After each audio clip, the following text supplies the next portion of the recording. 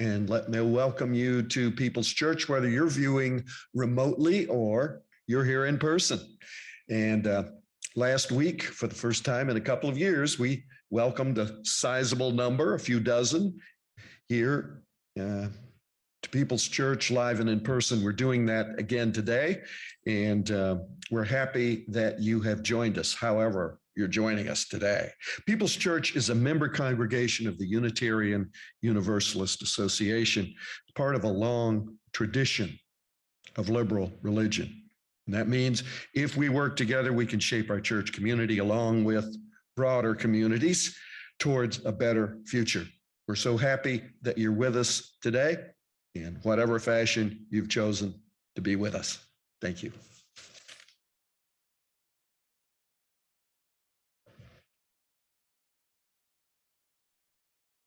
As we begin today, I have a few announcements. So next week at this same time and same place, we are holding a congregational meeting. We will be affirming the votes taken at the last several congregational meetings, which were held online and virtually. And we will be discussing and voting on proposed bylaws. If you have questions about the content or process or anything like that for this meeting, I invite you to come to a Zoom information session at 1 p.m. today at our main Zoom link. So those of you who are Zooming right now, come to the same place. And because of our current bylaws, we need people to be in person to be able to vote or to count towards a quorum. So we will see what happens. If it's safe for you or relatively safe for you to attend in person, I invite you to do that. And once part of the new bylaws revision will allow for voting by people who are not in person at future congregational meetings. So hopefully at least that piece we can move through and make true for our May meeting. So we have more flexibility and more expansive ways of engaging our democratic process. And then also, as we begin, I want us to take a moment, realize I didn't check this with Reed, so hopefully it's fine, to say hello between our in-person congregation and our Zoom people.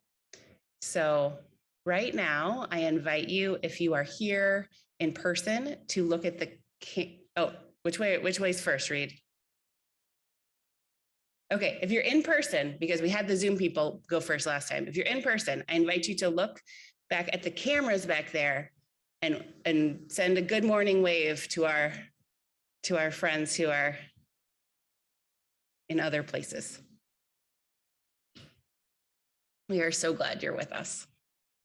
And now Reed is going to put the little boxes of Zoom people on our big screen. And if you want to turn your camera on and give us a wave, we would love to see you.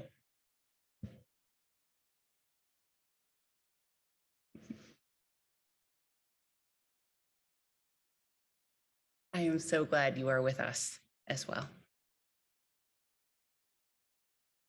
And the advantage of being one of the people on Zoom is you can sing as loud as you want. But if you are in person, I invite you to sing no louder than a whisper or hum along with the music. And now, the music.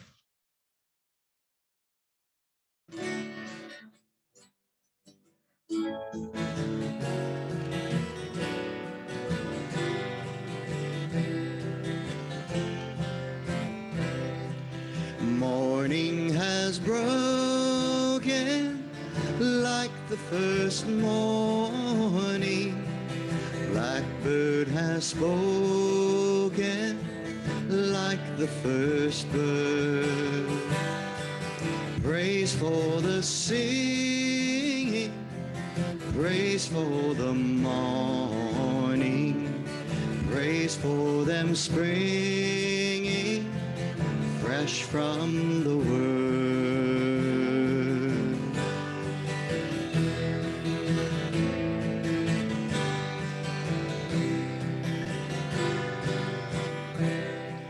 sweet the rain's new fall, sunlit from heaven, like the first dew fall on the first grass.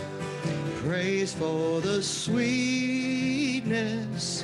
of the wet garden, sprung in completeness where God's feet pass.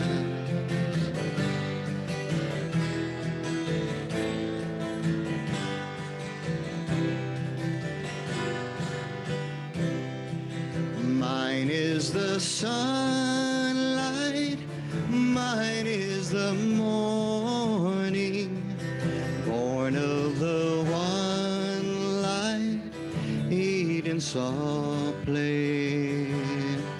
Praise with elation, praise every morning, God's recreation of the new day.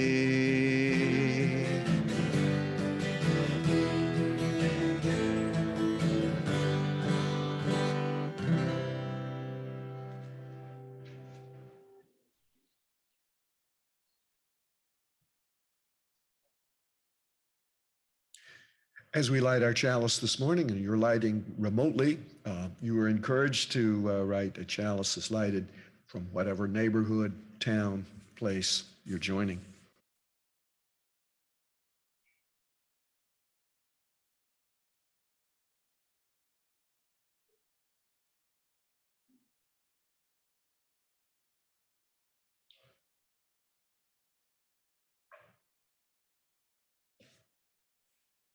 Chalice reading is For the Web of Life by Paul Sprecher. We light this chalice for the web of life which sustains us, for the sacred circle of life in which we have our being, for the earth, the sky above and below, and for our Mother Earth, and for the mystery.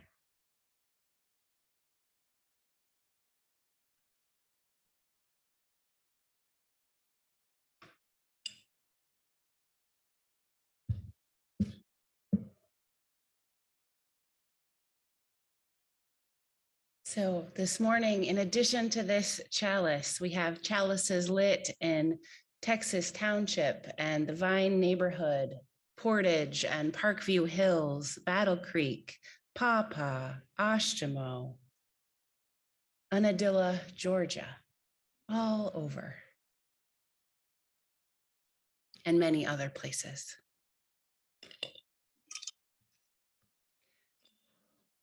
My story for you today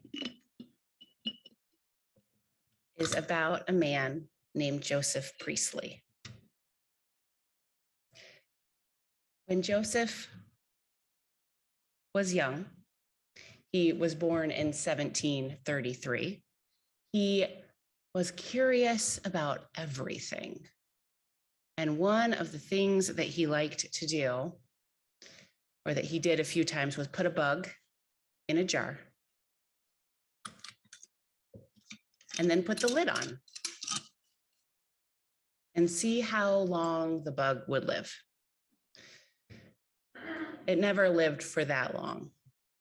And he didn't know why. And at that time, nobody knew that there were different components of air. And so nobody knew why. So he grew. And as an adult, he did more experiments with more sophisticated equipment. But it was basically putting a bug in a jar and seeing what happened. So sometimes he put his bug in a jar and he then put in a small plant.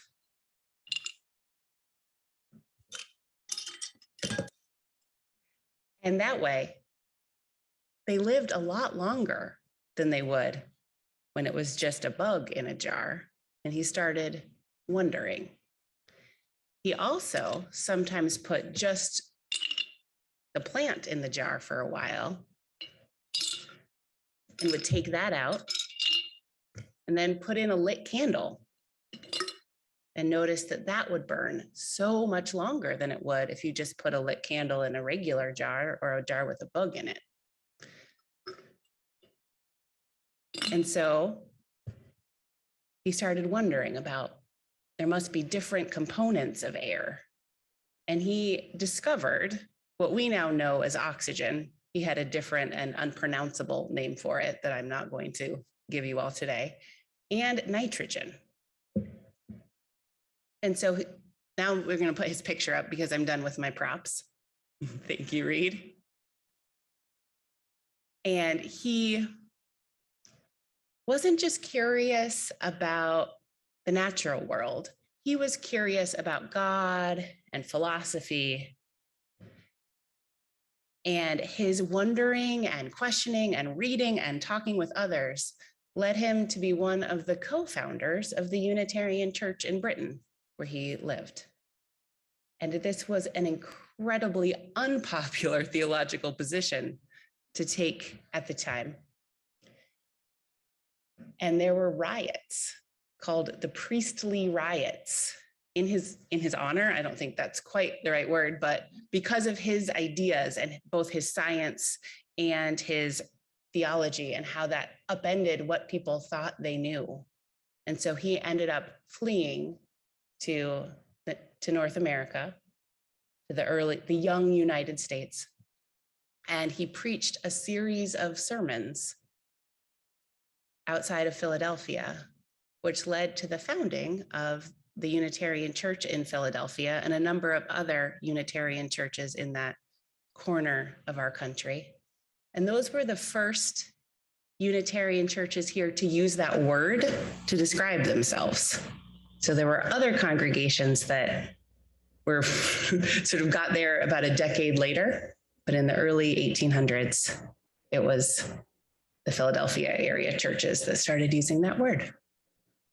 So next time you breathe oxygen, think about Joseph Priestley and one of our religious forebearers whose curiosity about science and God helped shape our scientific understandings and our religious understandings.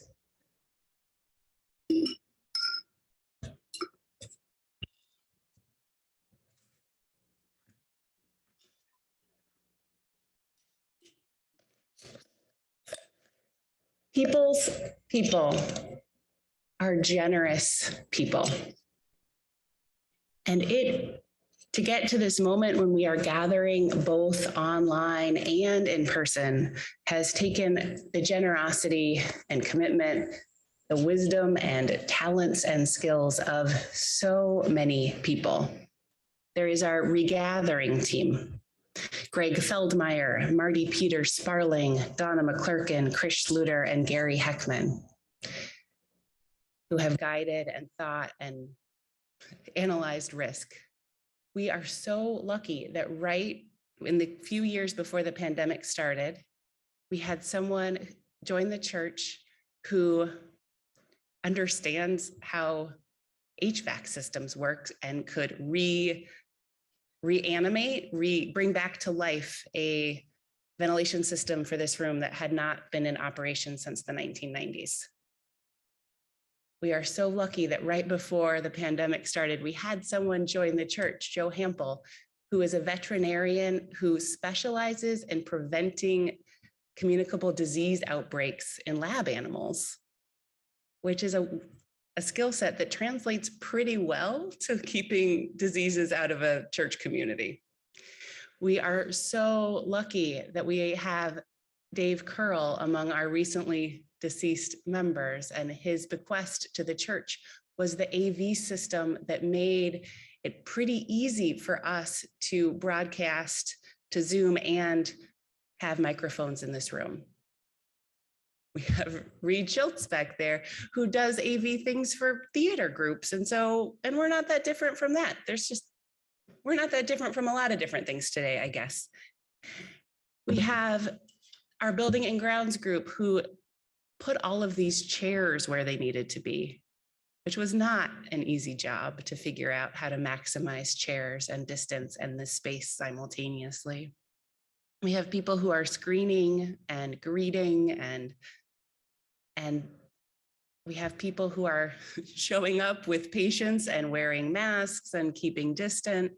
And we have people who are loyal Zoom participants. And we have people who, we have doing a very good job at meeting people where they are and not pushing people as best we can into any risk that they're not comfortable with, and finding ways to be a community that is a community, even if we're not all in the same place. And none of this is easy. None of this is accidental. It is the care and the effort and the generosity, the people stepping forward to say, I know something about that, and bringing their wisdom to the collective. So thank you all for all of the ways you are generous to this congregation. I don't know where we would be without each of you pretty much by this point. So thank you. Thank you for all the ways you serve this congregation, because there's a whole bunch of other things I could have listed too that you know. The offering will now be received. If you are in person, we are collecting donations through the donation boxes at the back of the Commons. Any door you leave through has a box near it. We also gladly accept money mailed to the church, donated online, or in any other way you want to get it to us. Thank you all.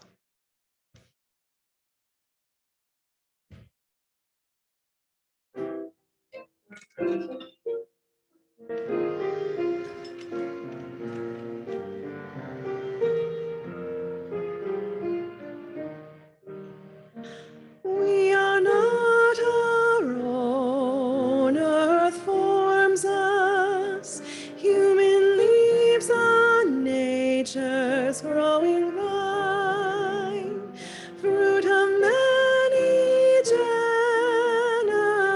generations, seeds of life divine. We are not alone, earth names us, past and present, peoples near and far, family and friends and strangers, show us who we are. Therefore, let us make thanksgiving, and with justice willing and aware, give to earth and all things living liturgies of care. Let us be a house of welcome, living stone upholding living stone, gladly showing all our neighbors we are not our own.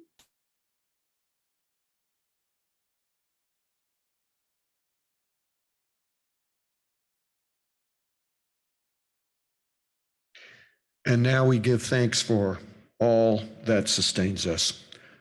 From the countless gifts we have each been given, gifts of life and love and sustenance, we bring these small portions to share in the works of love, which none of us can accomplish alone.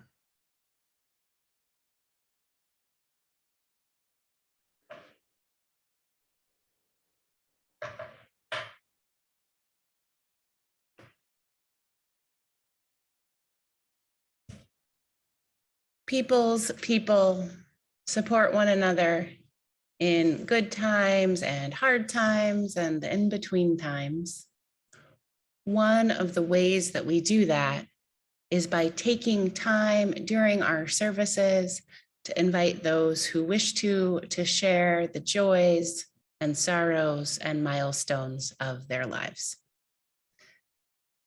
If you're on Zoom, I invite you to type into the chat box anything that you might want to be lifted up in this gathering.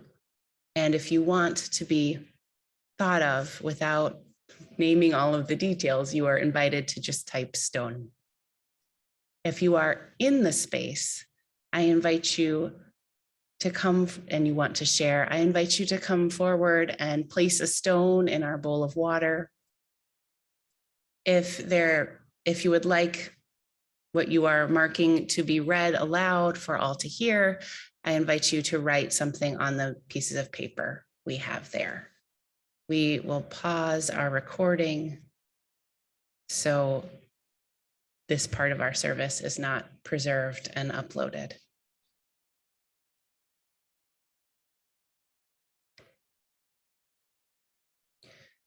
Our words for meditation today are by Jess Reynolds. They write, "On my worst days, it is gravity I am most grateful for. The way the earth pulls at me from her core, yearns for me, keeps me pressed tightly against her surface. When my own core is hollowed out, when I have no more mass than a leaf dead on a branch, still, this is enough for the earth to find me. She reaches for what little I have and says, 'Stay.' Every meditation I have ever done begins by asking me to ground myself. This is not so much action as it is inaction, surrender, a voluntary abandonment of my own edges and tidy packaging. Sit with me now. Press the soles of your feet back into the ground you sprang from. Feel the weight of your body and know that it is glorious. You are born of soil and sun, and all the heaviness of the earth is a call to you. The earth is reaching for you. Reach back. Reach back."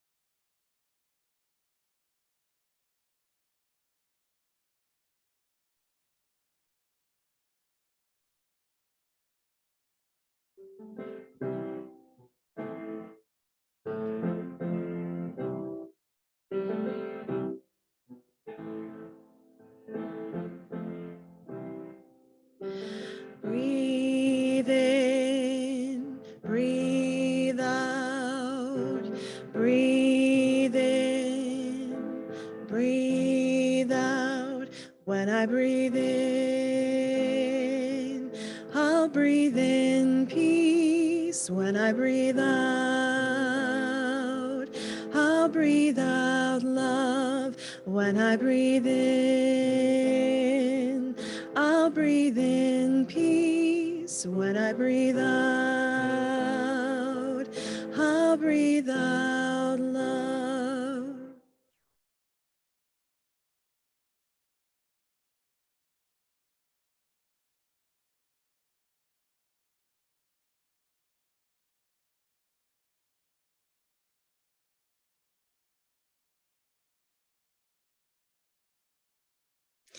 In 1995, the Reverend Fred Campbell, who was the interim minister here at People's Church then, led an adult religious education class called the Four Faiths.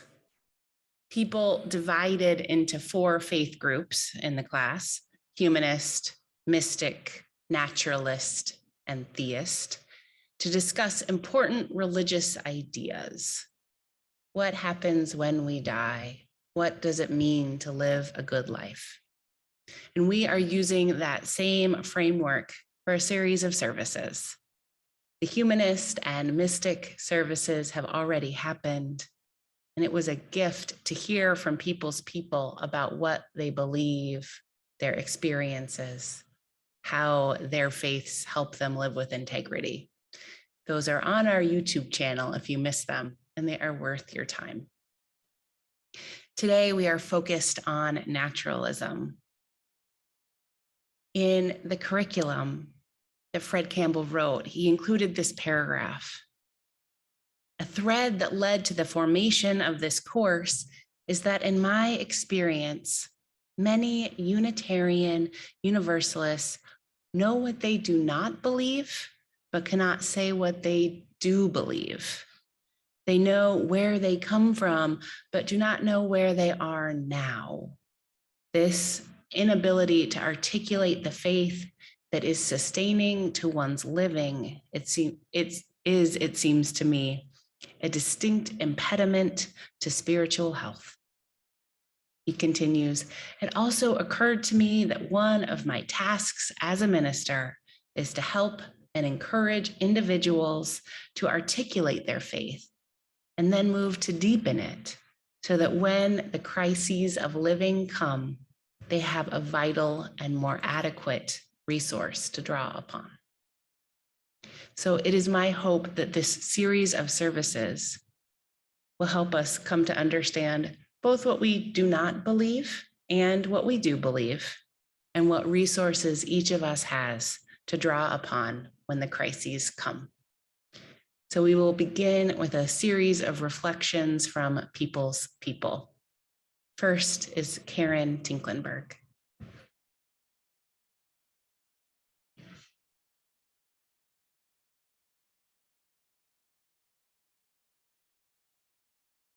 Hello, I'm Karen Tinklenberg.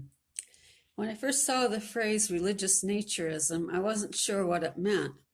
I looked in my Webster's dictionary, and there was no entry under naturism. However, I did find something similar, pantheism, which was defined in its second definition as, quote, any religious belief or philosophical doctrine that identifies God with the universe.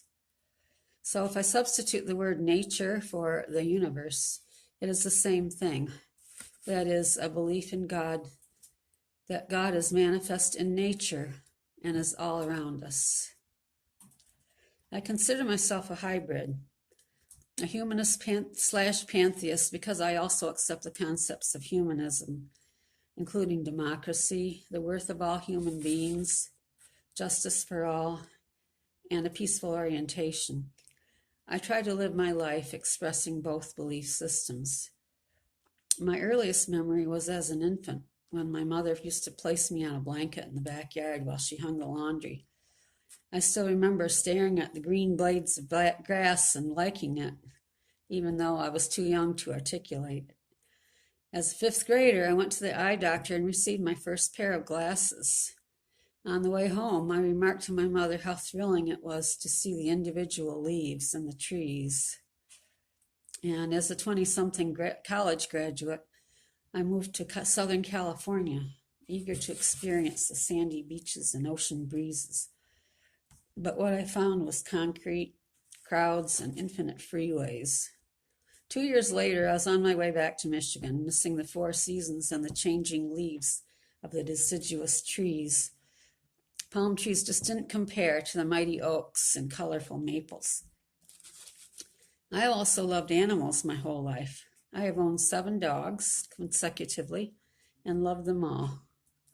There is no companion more loyal and loving than a dog. Having to give up my last dog was heartbreaking, but now I have 4 new companions, 2 finches, and 2 guinea pigs, and I enjoy the sounds they make. I also find the activities of outside birds fascinating, as when hundreds of crows gather in the treetops cawing, as at a bird convention, or when I experience the hatching of baby birds from a nest that their parents, who are house finches, built in the hanging plant on my balcony. Being a lover of nature, I'm very concerned by climate change and the resulting extreme weather the world is currently experiencing. I am proud to belong to a church that has solar roof panels and electric charging stations and has joined the Kalamazoo Climate Crisis Coalition. I try to be green. I recycle everything I can, even in bad weather when mobility is difficult, and recycle styrofoam via the KCCC at Riverfront Park. And the guinea pig waste is donated to People's Church member Anna LaRue, who uses it at compost for her garden. I try to live simply with as few appliances as possible and often shop at secondhand stores. I rarely drive outside the county, and I turn off the lights, TV, and music when not in use. Thanks to People's Church, I'm a member of the Arbor Foundation and also Nature Conservancy, which is a beneficiary of my savings, along with the SPCA. When I die, I have asked that my ashes be strewn at one of the county parks, dog parks, where I found joy and peace. I can't think of a better place to rest.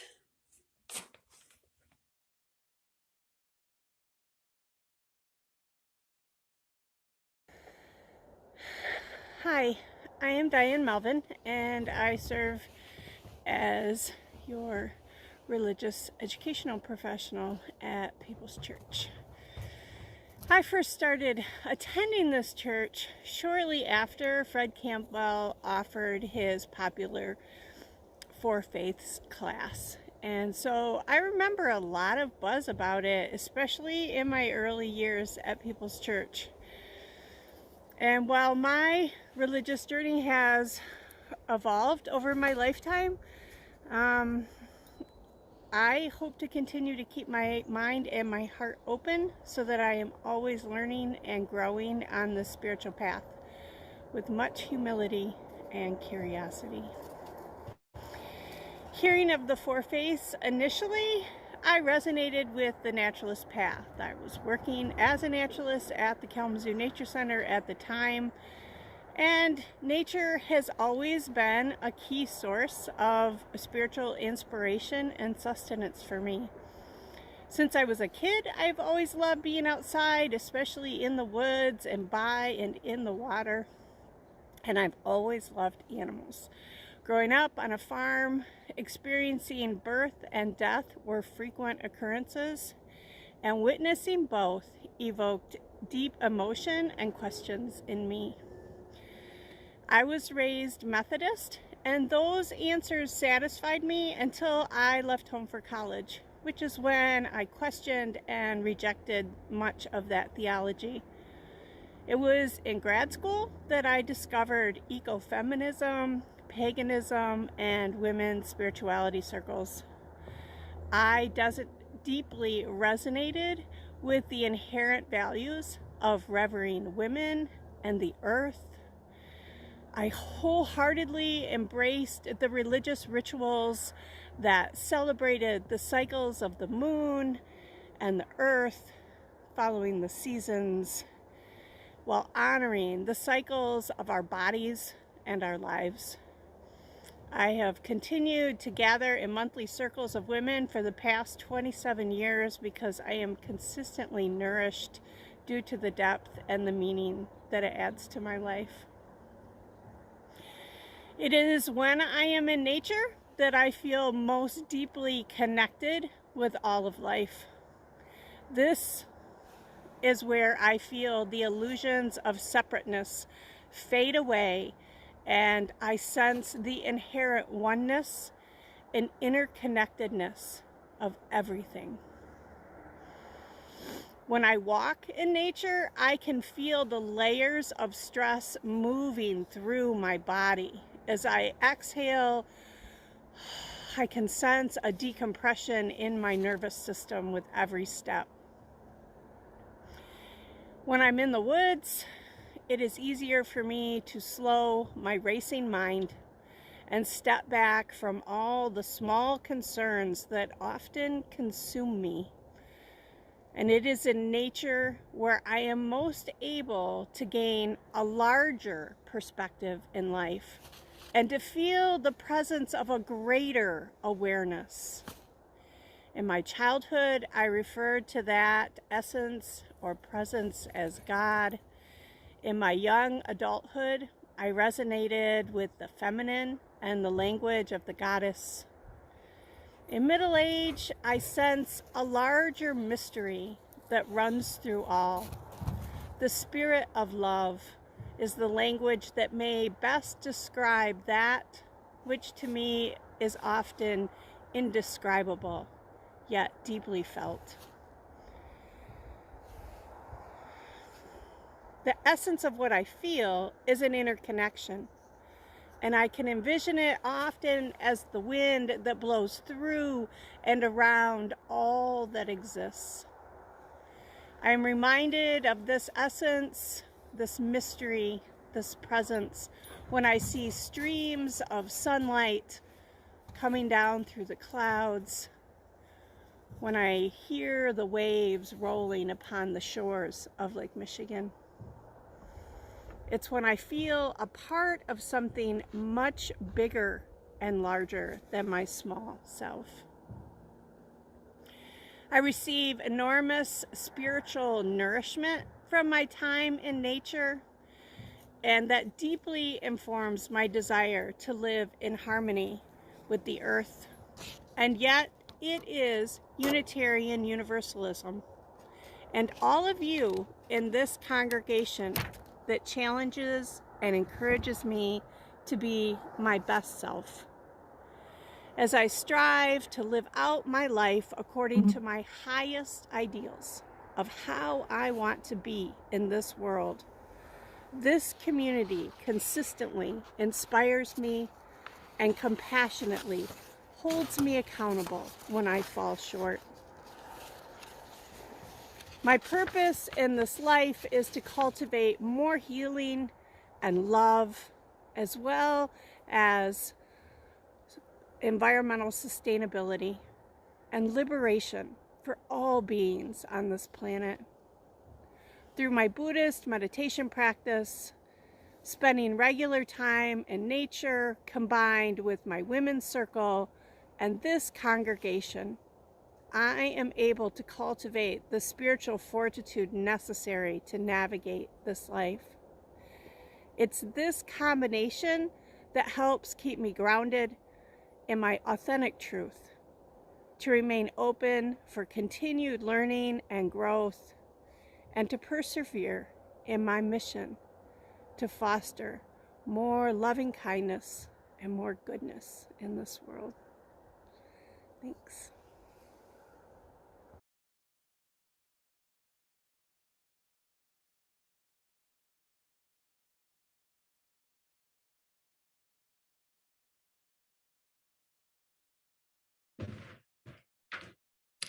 Hi, I'm Michelle Richards. I've been a tangential part of People's Church since 95, 94, and my kids have been here a lot. I began my spiritual journey and life in a God-fearing and also church-fearing house. My dad, scarred by his strict Mennonite upbringing, ran screaming from the church at the first possible opportunity.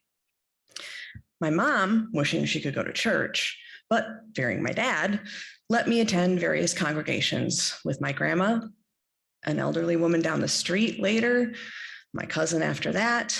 And once I finally got a driver's license, I drove myself to church and dove head into the youth group. I lived a sheltered Republican life. Very different now. All the while, many tragedies beset my family. My 2.5-year-old niece drowned. My brother broke his neck in a car accident the next year. My dad died the next year. And at 17, I was out on my own. expelled from a family, torn asunder. In all of those times, though, still practicing Christianity, I went to the woods and the water and the air of northern Michigan, and it all held me up. I had a tree up the hill behind our house that had a perfect strong branch that I could climb into, and it cradled me as I cried in many hard moments. Countless winter days, I drove myself to a beach, put my hands in the water, and felt the power of the cleansing Mother Nature gave. As I floundered in my late teens, I had the fortune of having a group of friends adopt me and build me. Friends with perspectives and experiences and cultures that were far beyond anything my sheltered upbringing had ever exposed me to.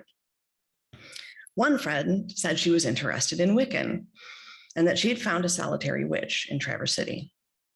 She asked me if I wanted to go with her, as this kind woman introduced us to ritual and a spirituality I would quickly adopt as my own. I was hooked. In a rare moment of seeing me, because my mom had her own reaction to my dad's death, and it was a completely other story, Mom said she would buy me a Christmas present. So I dragged my mom into the New Age store in Traverse City, high herself, and I had her buy me Starhawk's Spiral Dance, which was recommended by this witch that we did the ritual with. Some months later, concerned by this turn in my life, at lunch, my mom asked me if she would see me in heaven, since I was doing this strange and potentially devil worship-like practice. I assured her we would reunite on the other side. I still believe that. I feel my parents and my niece with me often. The web of the beyond after death, I believe, is enmeshed in the web of life on this plane. What followed was many years of exploration, some assisted by helpful substances, some by groups of amazing women, Diane included, and many other continued connections with the natural world through experiences within it. Of late, I've been reading Michael Pollan's book, How to Change Your Mind. And indeed, his research is bearing out the experiences that I have had. Modern research continues to support this possible connection for people. And in the 50s, it was squashed by moral codes and missteps by Timothy Leary, abbreviated review of Michael's book. It is fitting for me that a substance that grows in the woods would show me the path I needed to put my life on.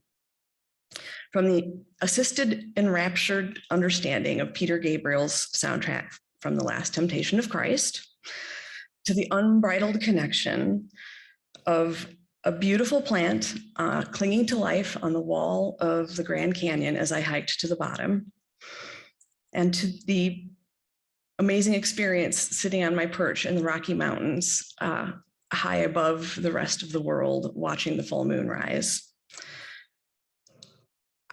My fungus allies connected me in wild profundity to the power of the natural world, and indeed really did set me on my course to get degrees in environmental science and create a life and a career that's completely embedded in that.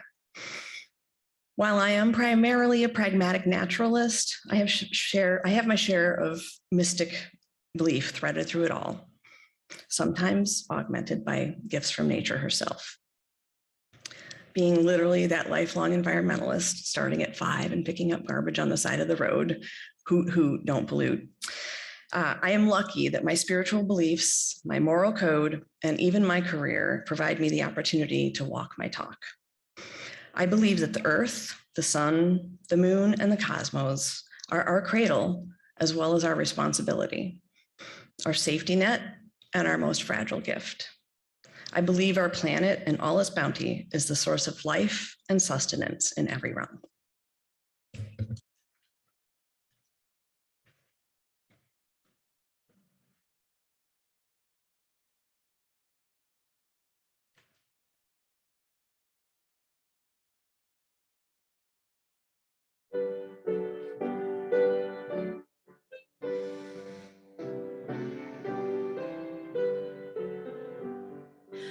For the beauty of the earth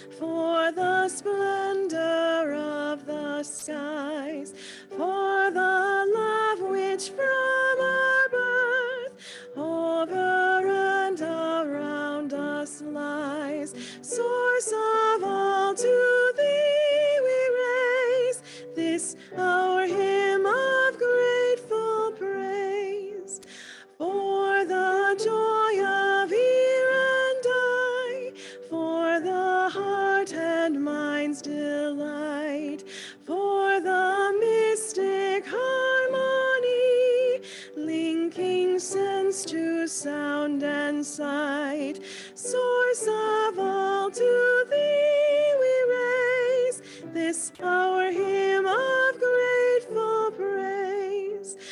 For the wonder of each hour of the day and of the night, hill and vale and tree and flower, sun and moon and stars of light, source of all, to thee we raise this our hymn of grateful praise. For the joy of human care, sister, brother, parent, child, for the kinship we all share, for all gentle thoughts and mild, source of all, to thee we raise this our hymn of grateful praise.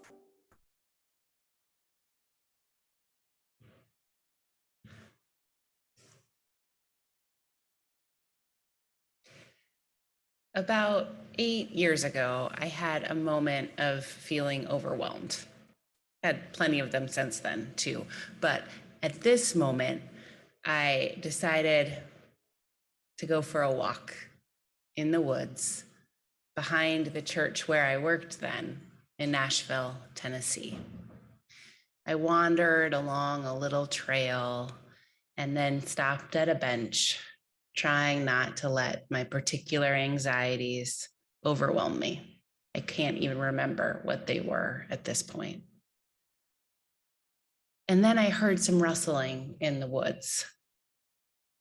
The noise interrupted my spiraling thoughts, and my attention shifted from inside my own head to outside it as I tried to find the source of this rustling leaves. It was an armadillo, rooting and digging under dead leaves near the base of a tree, probably looking for some bugs to eat. I didn't know that armadillos even lived where I was, but that's what it was. I watched it for what seemed like a long time, and the waves of stress left my body, as Diane described so beautifully in her reflection. I came into a new stillness and clarity. Of course, the armadillo did not solve any of my problems. Of course, the to-do list was just as long when I returned to it, but I was different. Watching the armadillo helped me regain some sense of perspective. I had this profound sense that the armadillo did not care about anything that I was worried about. I got a sense of scale again. The universe, full of armadillos and ants, aspens and asteroids, was so much bigger than anything I was dealing with. And while what I was dealing with mattered, it was small in the grand scheme. Even if the worst outcomes came to everything that I was worried about, I was still held in the interdependent web of all existence. That armadillo would keep on looking for its bugs. That was the only time I've ever seen an armadillo not in a zoo. And I still think of that little armadillo when life gets hard and try to remember that the armadillo doesn't care. And that gives me some sense of peace. Perhaps you've had moments like this where you connect to the natural world and feel a sense of peace or calm, or at least less overwhelm. I know many of us have been spending more time out of doors over the last few years during the COVID-19 pandemic. We've been spending more time in beaches and backyards, parks and paths. We know that gathering with others is safer when we are outside. We know there's peace and beauty to be found outside as well. Fred Campbell told me that religious naturalists made up the highest percentage of the four faiths class he taught here decades ago. People were surprised then. They were expecting mostly humanists. And we haven't surveyed people's people in a while about religious identities, but I would imagine that the religious naturalists are still the most among us. We have so many people in our congregation who find meaning and peace and strength in the natural world, who are devoting their energies to preserving the fragile balance we all depend on. One can love nature, of course, and not be a religious naturalist, or not have that be their primary way of being a person of faith. Humanists, mystics, and theists all can have religious naturalism within them. And I think a lot of those boundaries, especially with naturalism, are very murky. We have the mystics, we have the humanists, we have everybody, the theists, who all find reverence for nature in their path too. We all have moments, or many of us have moments in nature where the illusions of separateness shatter, no matter our primary understanding of the world. So religious naturalism is a big category, and I want to offer you a bit of a vocabulary to help us find the best ways to understand and describe ourselves and each other. First, there are the scientific naturalists. These tend toward humanists, like how Karen described herself in her reflection. Their wonder and reverence for the natural world is rooted in scientific understandings. And the science is so wonderful. There is so much wonder there. This is described beautifully in a passage by Maria Popova in her book, Figuring. She writes, all of it, the rings of Saturn and my father's wedding band, the underbelly of the clouds pinked by the rising sun, Einstein's brain bathing in a jar of formaldehyde, every grain of sand that made the glass that made the jar, and each idea Einstein ever had. The shepherdesses singing in the Rila Mountains of my native Bulgaria, and each one of her sheep, every translucent fingernail on my friend Amanda's newborn son, every copper atom composing the disk that carried Arias aboard the first human-made object to enter interstellar space, and every oak splinter of the floorboards onto which Beethoven collapsed in the fit of fury that cost him his hearing, the wetness of every tear that has ever been wept over a grave, and the yellow of the beak of every raven that has ever watched the weepers, every cell in Galileo's fleshy finger, and every molecule of gas and dust that made the moons of Jupiter to which it pointed, the dipper of freckles constellating the olive firmament of a certain forearm I love, and every axonal flutter of the tenderness with which I love her. All of the facts and figments by which we are perpetually figuring and reconfiguring reality.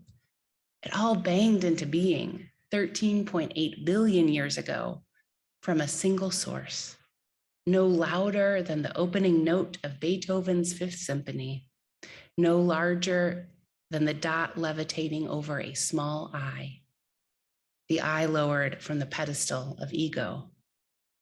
How can we know this and still succumb to the illusion of separateness, of otherness, she concludes. There's also a naturalism rooted in the seasons and cycles of the year, in Wiccan traditions and pagan traditions and moon gatherings that Diane and Michelle named. This is named as one of the sources of our faith in the bylaws of the Unitarian Universalist Association.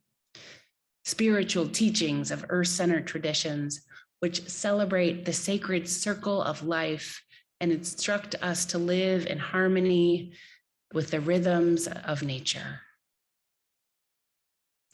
And there are words for the forms of religious naturalism that include spirit, mystery, the unexplainable, the goddess, God, gods, and goddesses. So if you experience the holy, some transcendent holy, there are different words in nature. There's words for that. Animism is the word for the belief that everything in the world, animals and plants and mountains, has its own unique spirit. Pantheism is the word for everything possessing some piece of the same spirit. Everything is holy, or everything is part of the spirit of love. In panentheism, they really don't give us a lot of grace with these theological words that are almost sound the same, but panentheism is like pantheism and saying that everything is holy, everything has part of that divine spirit, but also states that there is something else, God or the divine or the spirit of love beyond what we can see or touch and experience. God is present in everything and also is something else too.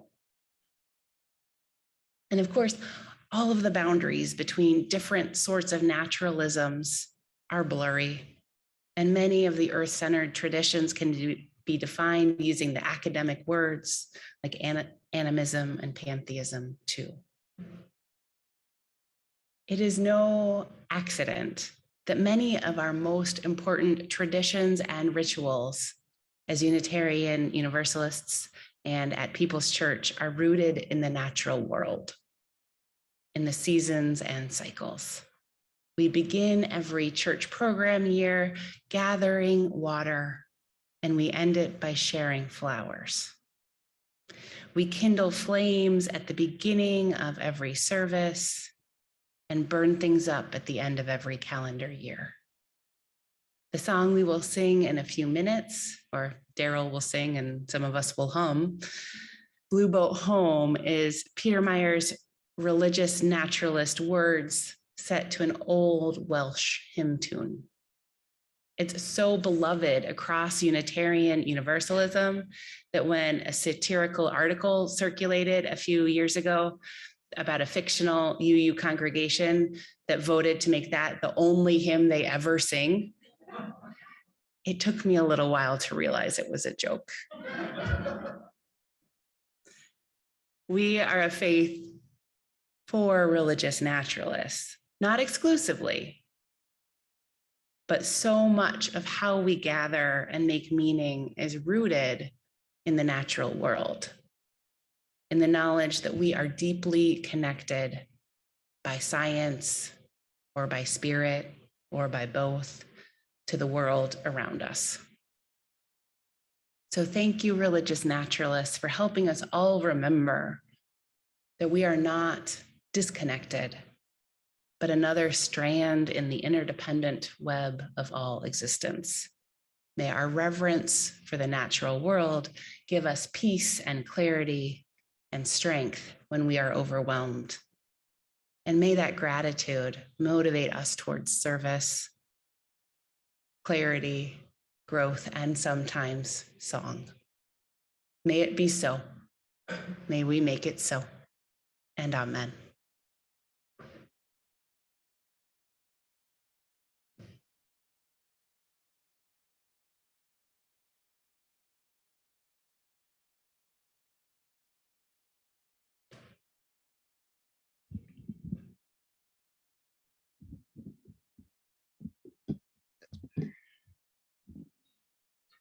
Oh, whoops.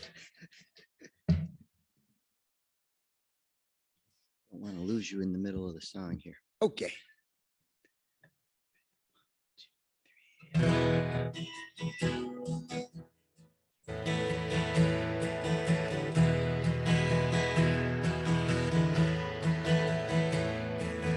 Though below me I feel no motion, standing on these mountains and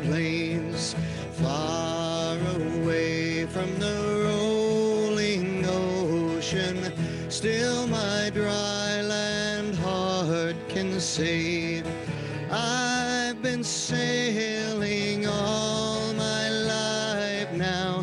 Never harbor nor port have I known. The wide universe is the ocean I travel, and the earth is my blue boat home.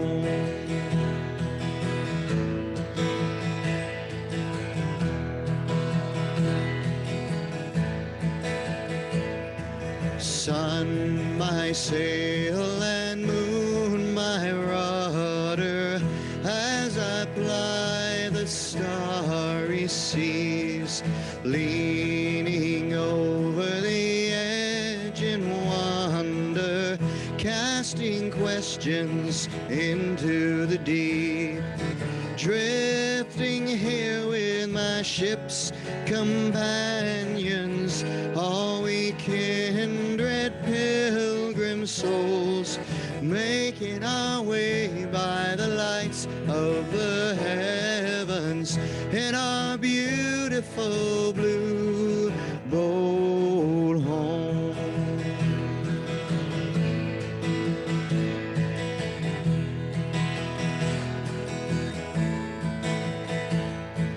I give thanks to the waves upholding me, hail the great winds urging me on, greet the infinite sea before me, sing the sky my sailor's song.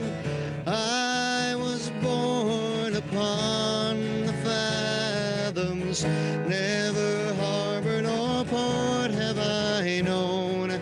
The wide universe is the ocean I travel, and the earth is my blue boat home.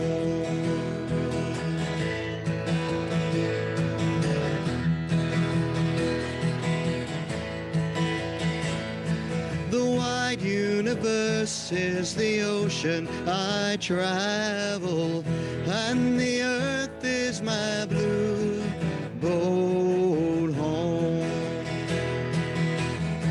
My blue boat home. My blue boat home.